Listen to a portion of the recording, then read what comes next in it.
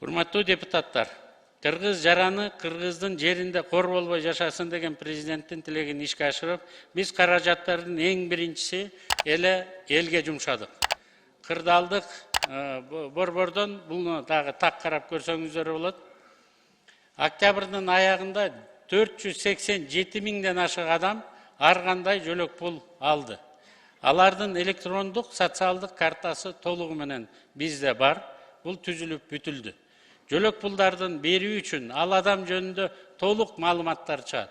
Азыр ушул жерден туруп районду, мына мисалы Лейлекти карасак болот. Ал жерден адамдардын фамилиясын биз көрсөтө албайбыз. Бирок Лейлек району боюнча 11 миң киши пособие алганын көрөбүз. Аларга айына 29,5 миллион сом кетип атканын, жаңы жер айыл өкмөтүндө болсо 1169 киши пособие алып, аларга 3 миллион 100 миң сом кетип атканын реалдык түрдө көрүп турсак болот. Жөлөк пулдарды жакшы эле көбөйттүк. Баарына 15,8 миллиард сомго чейин көбөйдү. Мурда 7 миллиард сом бөлүнүп турган. Мунун ичинде 35 миңге жакын оорукчан балдарыбыз, 110 миңден ашык аз камсыз үй бүлөлөр отурат. Пособие 2 жылда 3 этап менен көтөрүлдү. 2021 жылдын 1 октябрында указ менен президенттин, 2022 жылдын январында жана быйыл 1 июндан жогорулады.